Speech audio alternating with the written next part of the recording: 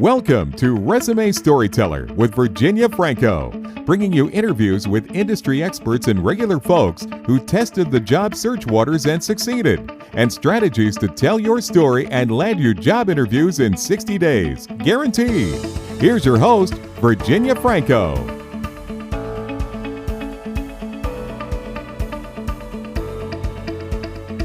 Hello. Today I want to talk about career gaps.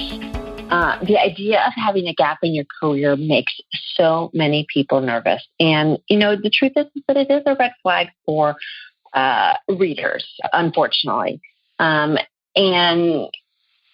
what I have seen is that whether people have left the market by choice, maybe they left to go take care of kids, or maybe they took a sabbatical, they needed to, or maybe they got laid off and had some paid severance and some time to sort of figure out next move, or they did elder care. More often than not, they were anything but idle.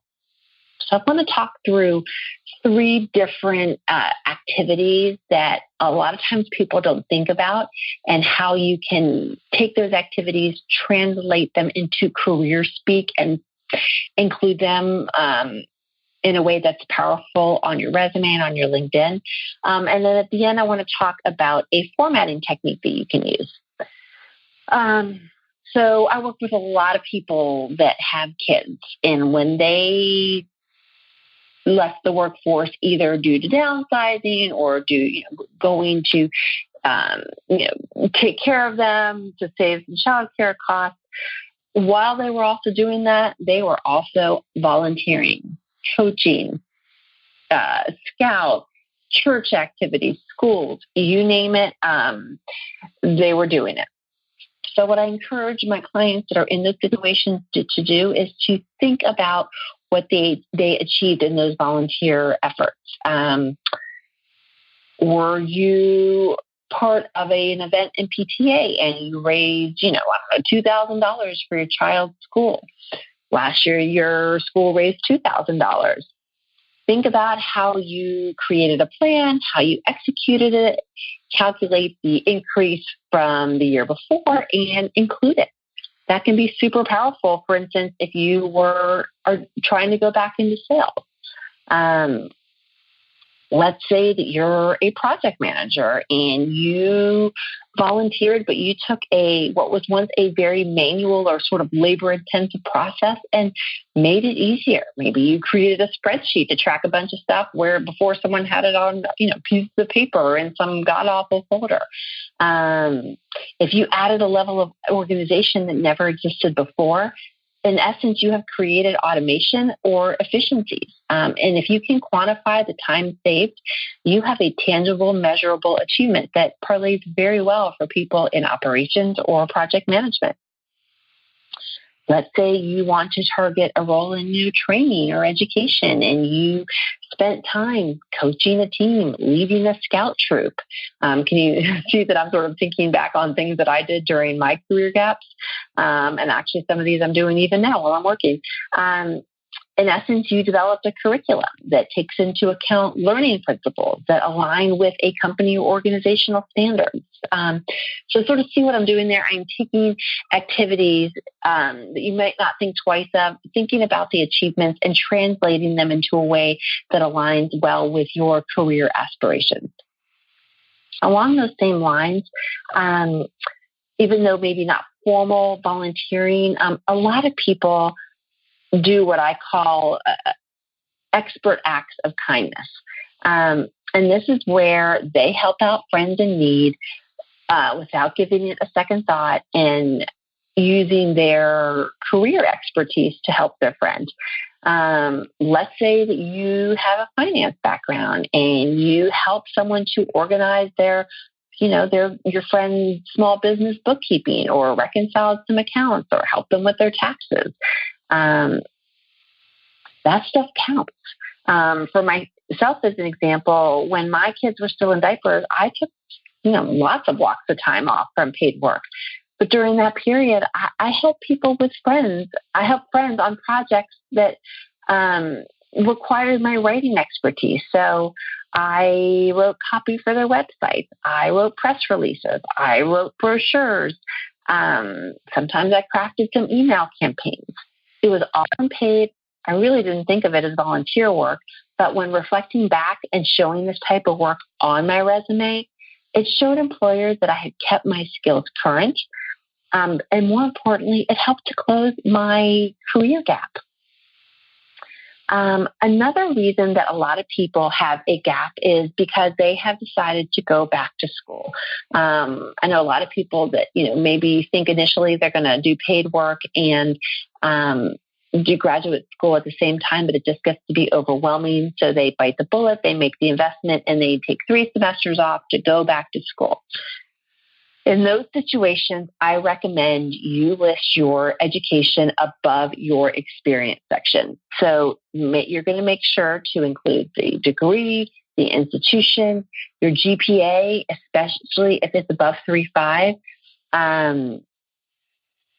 And think about what else you did as part of that study. Include names of courses, because course titles often align with job posting keywords. Think about internships you might have done, special assignments, group projects, case studies, papers that you were really proud of. Think about what stood out to you as part of your education, and highlight it, especially if it aligns with what you want to do next. The bottom line is you want to show that you have gained position and industry relevant insight. The other thing you want to do is you want to mention the fact that you have earned a graduate degree in XYZ study in the summary paragraph at the top. So I have showed how you can position expert acts of kindness and volunteer work, as well as your education into your resume to help mitigate a gap. The other thing I want to talk about is what if you were the reason you needed to leave work was so time-consuming that you really could not do any of those other things. Elder care is something that is a perfect example. It's very time-intensive, very emotional. What I always recommend you do, and really you should do this regardless of whatever the reason is for your gap, is be upfront about why you took it. If you took some time off to take care of an elderly or an ailing parent, say that. And think about the skills that you acquired or used to help that person. So I know a lot of people who have taken time off to take care of aging parents or sick parents.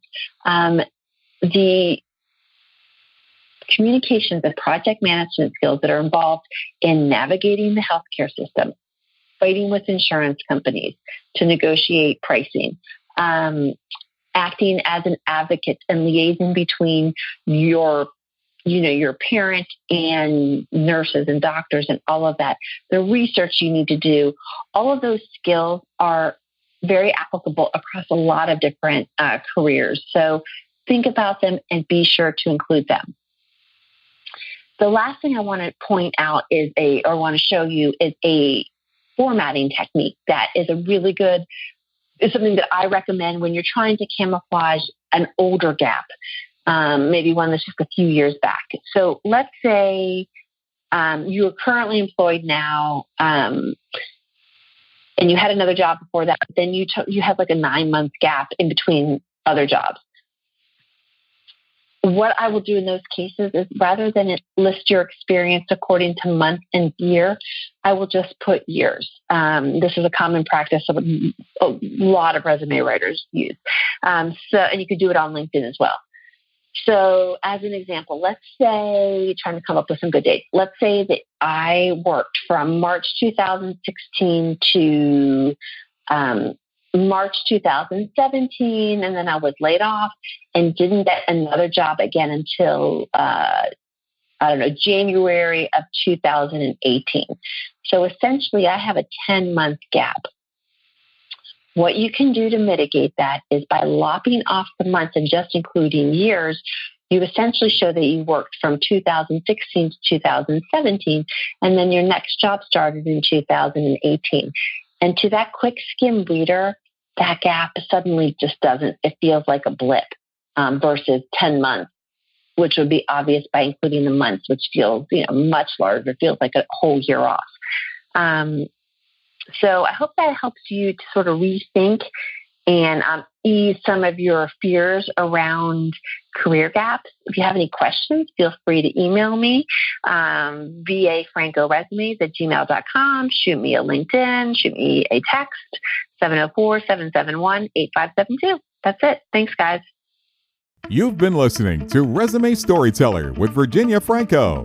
To learn more about storytelling strategies to catch the eye of today's skim online readers, hiring and decision makers, go to www.virginiafrancoresumes.com.